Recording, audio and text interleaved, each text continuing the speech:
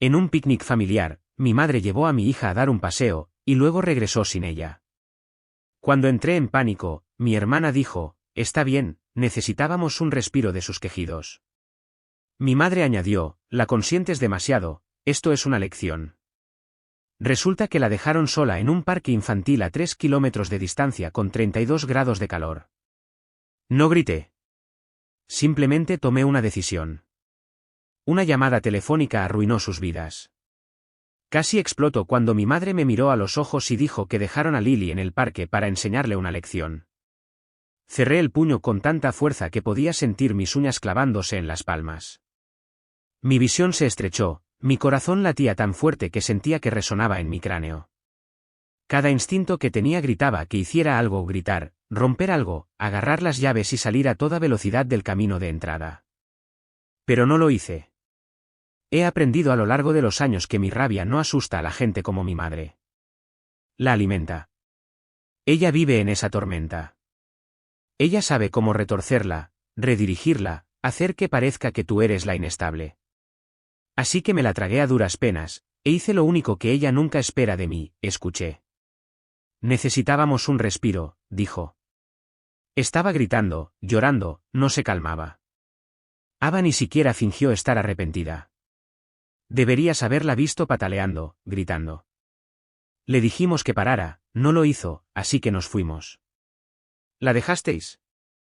La voz de Emily se quebró. Estaba de pie a mi lado, pero ya se acercaba a la puerta. En el parque, dijo mi madre, como si estuviera indicando dónde aparcó su coche. Había gente allí. No es como si estuviera sola. Sola, añadió Ava.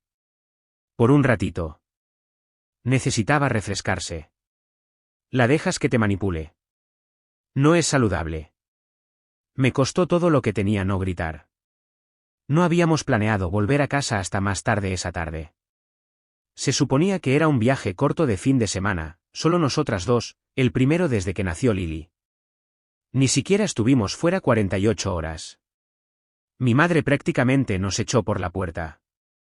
Tomaos un tiempo para vosotras, dijo. Nos divertiremos. Está en buenas manos. Ya estaban actuando de forma extraña cuando hicimos una videollamada el sábado por la noche. Lily no sonrió ni una sola vez. Tampoco habló, solo saludó con la mano y miró fuera de la cámara todo el tiempo. Mi madre dijo que estaba cansada. Ava dijo que estaba enfurruñada. Pero ahora estábamos aquí, y ella no. La dejaron en un parque al otro lado de la ciudad, a 3 kilómetros a pie, en el punto más caluroso del día. Miré el reloj. Eran justo pasadas las 10 de la mañana. Mi madre dijo que la dejaron ayer, al final de la tarde. No dije una palabra. Emily se giró y salió, y yo la seguí. Condujimos en silencio, solo rezando para encontrarla sentada en un columpio, tal vez enfadada, tal vez confundida. Pero allí no estaba. Una mujer cerca de la cancha de baloncesto dijo que había visto a una niña pequeña llorando cerca de los toboganes después de la puesta de sol. Dijo que se sentó allí durante horas y no quería hablar con nadie. Le dio una botella de agua y llamó a la policía cuando nadie vino a buscarla. Emily ya estaba llamando a la comisaría cuando di la vuelta al coche. La encontraron justo antes del anochecer, envuelta en una toalla, con la piel roja por el calor, deshidratada y callada. El agente dijo que no había dicho mucho, solo que su abuela la dejó allí y le dijo que se las arreglara.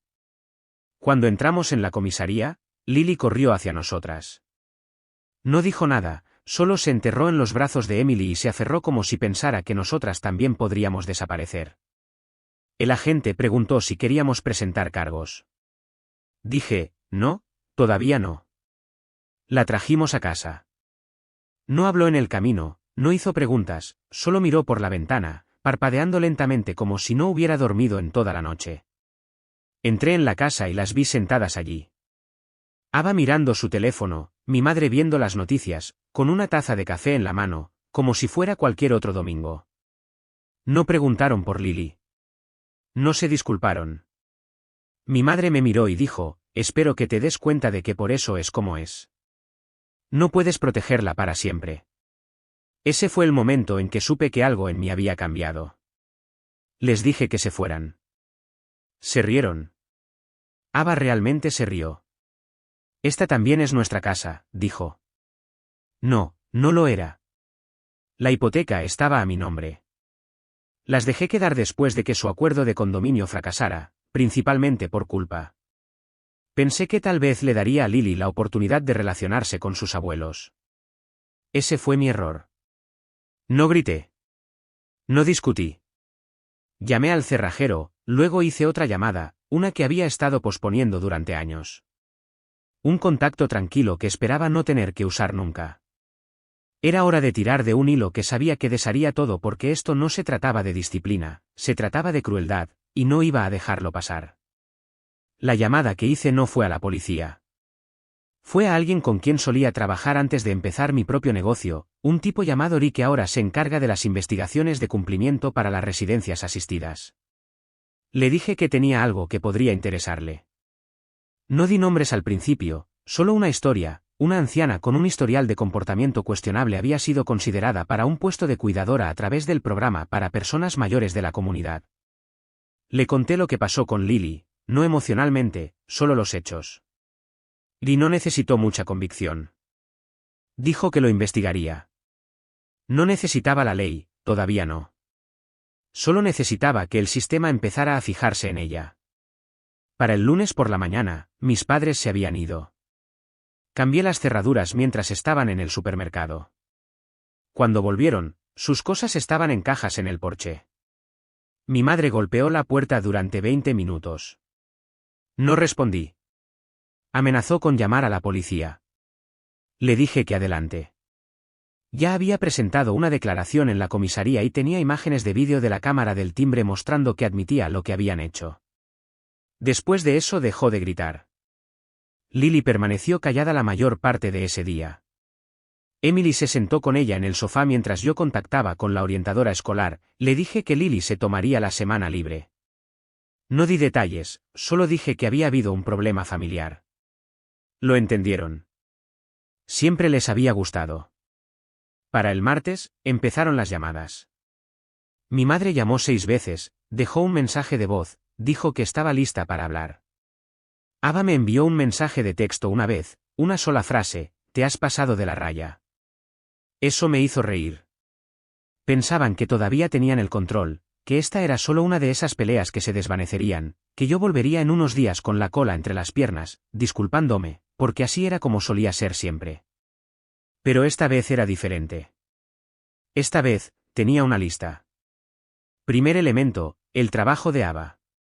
Trabajaba para una pequeña compañía de seguros que se enorgullecía de los valores familiares y realizaba regularmente exámenes de antecedentes de los empleados. Presenté un aviso anónimo con audio de la cámara del timbre, ella diciendo que dejaron a Lily en el parque porque necesitaba aprender. No necesité decir nada más. Su jefe la llamó para una conversación. Al día siguiente, la despidieron. Antes del fin de semana, Emily, mientras tanto, había comenzado su propia campaña silenciosa. Era educada, controlada, pero metódica. Se puso en contacto con la iglesia de mi madre y compartió una preocupación muy tranquila, muy cuidadosamente redactada sobre su comportamiento con los niños. No embelleció. No tuvo que hacerlo.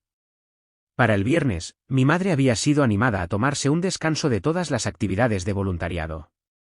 Ese era su orgullo: organizar eventos, organizar almuerzos comunitarios, leer historias bíblicas a los niños los miércoles.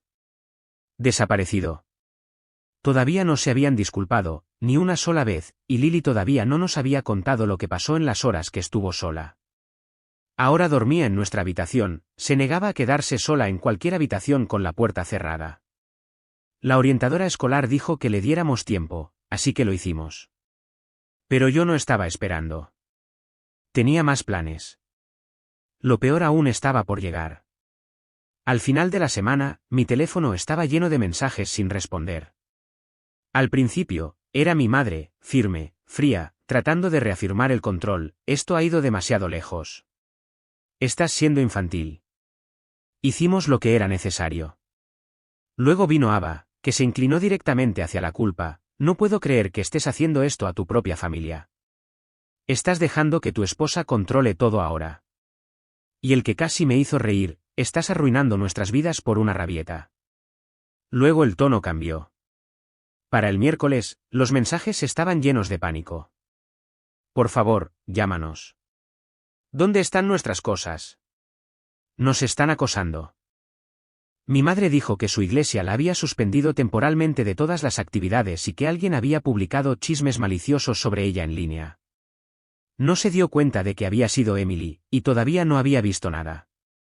Nunca respondí. Las únicas personas con las que estaba hablando eran Emily, la orientadora de Lily y algunos amigos que estaban ayudando en silencio con los siguientes pasos, y Ri, el tipo con el que solía trabajar, que me había llamado el mismo día que le di los detalles. Tiró de algunos hilos, me contó algo interesante. Resulta que mi madre había solicitado un puesto como auxiliar sustituta en una guardería local hace meses. No me lo había contado, probablemente asumió que no importaría. La verificación de antecedentes había pasado, apenas, pero Ri tenía contactos, gente que miraba las cosas más de una vez cuando alguien les daba una razón para hacerlo. El jueves por la mañana, esa guardería recibió un informe detallado sobre su manejo de Lily, completo con audio de la cámara del timbre y una declaración escrita completa firmada por mí y Emily. No respondieron. No tenían que hacerlo. Para el viernes, mi madre recibió una carta oficial de la guardería diciendo que habían retirado su solicitud de su grupo de candidatos y la habían añadido a su lista interna marcada. Eso la aplastó más que cualquier mensaje de voz. Pero eso no era todo. Yo también había estado investigando por mi cuenta. Ava estaba alquilando un apartamento con un contrato de arrendamiento a nombre de otra persona. Ella y mi madre habían estado subarrendando bajo la mesa mientras esperaban encontrar algo más barato. Hice una llamada anónima al administrador de la propiedad, haciéndome pasar por un vecino preocupado. Mencioné un comportamiento sospechoso que involucraba a niños y que los inquilinos no estaban en la lista. Incluí los detalles suficientes para sonar como un inquilino, puerta específica, plaza de aparcamiento, las horas en que se les vio mudarse. 3 días después, recibieron una notificación. 30 días para desalojar. No una conversación, una decisión. Mientras tanto, Lily apenas se había separado de nuestro lado. No quería volver a la escuela todavía. Emily se quedó en casa con ella, ayudándola a volver a la rutina. A veces jugaba en silencio, a veces se acurrucaba y se quedaba mirando al vacío durante horas. Todavía no hablaba de lo que pasó en el parque hasta que lo hizo. Eran justo pasadas la medianoche. Emily estaba dormida. Yo estaba en el sofá viendo algo a medias, silenciado, cuando oí pasos suaves. Lily estaba allí de pie sosteniendo su manta. ¿Puedo contarte ahora?, preguntó. Silencié la pantalla. Vino y se sentó a mi lado. Dijo que se enfadaron porque no quería comer lo que mi madre había cocinado. Que lloró y pidió a su mamá. Que Ava le dijo que dejara de ser una bebé. Cuando se hizo más fuerte, mi madre dijo que era demasiado y que necesitaba aprender. Le dijeron que iban a dar un paseo. La llevaron al parque y se sentaron con ella un rato. Luego se levantaron, le dijeron que podía volver a casa cuando terminara de actuar, y se fueron. Ella esperó. El sol se puso. Dijo que pensaba que volverían. Esperó hasta que fue demasiado oscuro para ver el camino, entonces se asustó. Lloró hasta que le dolió la garganta, luego paró porque no ayudaba. Una mujer le dio agua, le hizo preguntas, pero tenía demasiado miedo de irse con ella. Dijo que pensaba que si se iba nadie la encontraría, así que esperó de nuevo hasta que llegó la policía. Me contó todo esto con la clase de voz plana que se oye de gente que tiene el doble de su edad, como si ni siquiera hubiera estado allí cuando ocurrió. No dormí después de eso. A la mañana siguiente, actualicé el informe policial y les conté toda la historia. El agente se mostró comprensivo, dijo que necesitaban que Lily testificara para que algo avanzara. Sabía que no lo haría, todavía no, tal vez nunca. Pero eso no importaba porque para entonces sus vidas ya se estaban desmoronando. Mi madre había perdido su reputación, su comunidad, su oportunidad de una segunda carrera. Ava había perdido su trabajo, su apartamento, su círculo social. Incluso su novio se había callado después de que Emily se encontrara accidentalmente con él en el supermercado y le contara exactamente lo que pasó. Y esto era solo el principio porque yo sabía algo que ellos no. Había una persona más que no querían que se involucrara, y acababa de descubrir lo que hicieron. El mensaje llegó a las 7:43 de la mañana. Era de Daniel, el ex de Ava. No habían hablado en casi 2 años. Su ruptura fue desordenada, ruidosa y muy pública, la clase de implosión que no se puede limpiar con el tiempo. Pero Daniel y yo siempre nos habíamos llevado bien. No amigos exactamente, pero suficiente historia compartida que cuando Emily le contó lo que pasó en la tienda, no lo ignoró. Su mensaje era corto: oí lo que hicieron. Tengo algo que tal vez quieras ver. Nos reunimos para tomar un café esa tarde. Trajo su viejo portátil y un disco portátil, dijo que lo había estado guardando por despecho, sin saber realmente por qué, pero después de lo que oyó, decidió que era el momento. Lo que tenía era un disco duro lleno de copias de seguridad de vídeo del sistema de seguridad de la casa en la que Ava y mi madre solían vivir, la que todos habíamos ayudado a limpiar después de que no pudieran pagarla más. Las cámaras habían estado funcionando durante semanas después de que se mudaran, y durante ese tiempo, Ava y mi madre habían tomado algunas decisiones. Algunos de los vídeos eran chismes mezquinos, discusiones, comentarios indirectos sobre amigos y vecinos, pero 2 vídeos destacaban. Uno era de hace casi un año, mi madre gritándole a Lily durante una visita, gritándole por negarse a abrazar a Ava, diciéndole que era ingrata y manipuladora. Lily no podía tener más de 7 años. El segundo era peor. Mostraba a Ava burlándose de Lily durante una cena familiar, imitando su voz, llamándola una pequeña idiota suave. Mi madre estaba en el fondo riéndose. Ninguna de las dos sabía que la cámara estaba allí. Daniel había etiquetado los clips antes de dármelos, solo números y fechas, pero cuando hice clic en reproducir, mi sangre se heló. No los envié a la policía.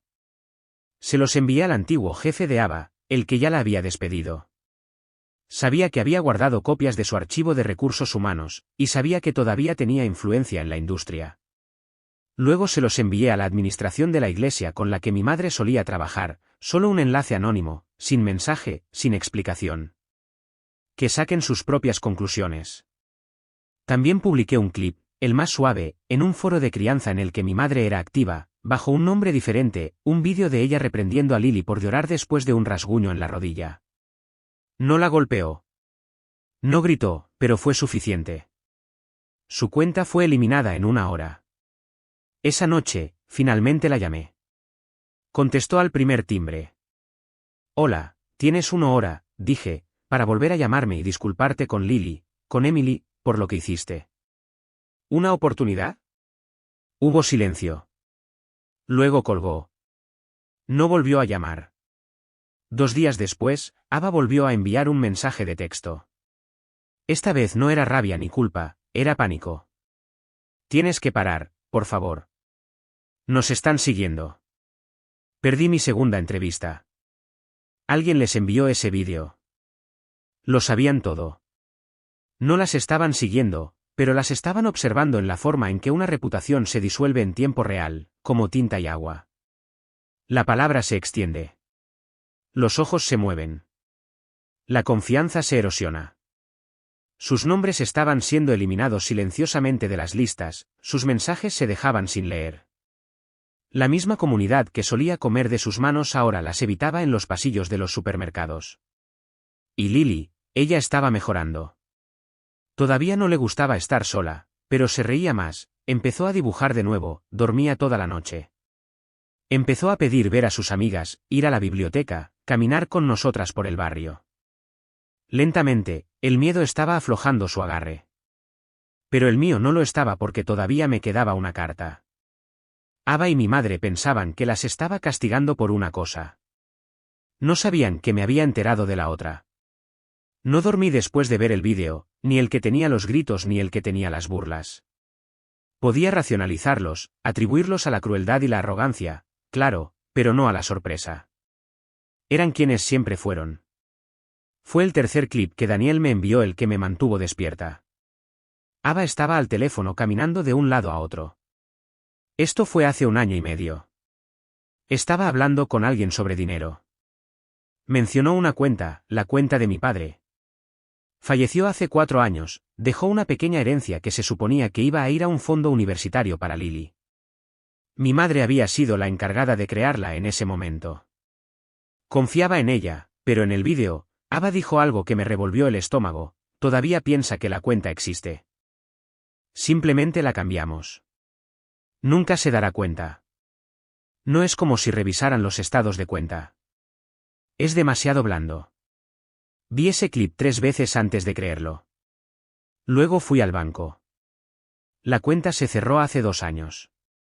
El dinero, cada centavo, había desaparecido. Todavía no le dije nada a Emily. No estaba preparada para su rabia. Quería estar segura. Solicité una revisión completa de los registros. Tardó unos días, pero cuando volvió, los nombres estaban allí mismo: mi madre, Ava. Vaciaron el fondo universitario de Lily y lo desviaron a una cuenta personal registrada a nombre de una LLC que Ava había creado. Luego desapareció. La cantidad no era enorme, pero era suficiente para comprar el silencio. $37.000. Me quedé con ese número un rato, dejándolo arder. Luego actué. Contacté con un abogado, tranquilo, experimentado, despiadado. Le mostré todo: los extractos bancarios, el vídeo, los mensajes. Sonrió una vez, y no fue amistosamente. Me ayudó a presentar 2 cosas: una demanda civil por apropiación indebida de fondos y una forma de denuncia por fraude ante el Estado. Sabía cómo reaccionarían. Entrarían en pánico. Se apresurarían. Pero no tenían defensa. El rastro del dinero era claro, el vídeo era condenatorio y la ley estaba de mi lado. Cuando llegaron las cartas del tribunal, Ava me llamó a las 3 de la madrugada. Dejé que sonara. Al día siguiente, mi madre dejó un mensaje de voz, sollozando. Dijo que iban a perderlo todo, que todo era un malentendido, que así no es como la familia manejaba las cosas. Lo reenvié a mi abogado. Emily fue quien hizo el siguiente movimiento. Se puso en contacto con todos los amigos que tenía Ava, gente con la que salía de fiesta, trabajaba, en la que se apoyaba. Les contó sobre la demanda, les contó sobre el fraude. No embelleció, solo los hechos. Al final de la semana, el nombre de Ava fue eliminado de 3 chats grupales y bloqueado por 2 personas que solían considerar como familia de respaldo. Su mundo se estaba reduciendo rápidamente. Pero no había terminado. Me puse en contacto con el antiguo pediatra de Lily, le expliqué lo que había pasado, con calma, con respeto. Dije que no estaba pidiendo un diagnóstico, solo quería una nota en su expediente, algo que la protegiera de volver a ser dejada con esas personas. Añadió una bandera, una roja. Significaba que si mi madre o Ava alguna vez aparecían en un entorno médico reclamando la custodia, serían denunciadas inmediatamente. Luego hice algo que había querido hacer durante años. Cancelé el plan telefónico familiar en el que mi madre se había estado aprovechando. Desde que tenía 19 años, dijo que era más fácil. No había pagado una factura en una década. Lo cerré a mitad de la llamada. Tuvo que enterarse en la farmacia. Emily y yo llevamos a Lily a la playa ese fin de semana. Encontró una concha que le gustó y nos dijo que quería volver a la escuela pronto. No hablamos de mi madre. No hablamos de Ava. Hablamos de olas y helados y qué libro de la biblioteca quería a continuación.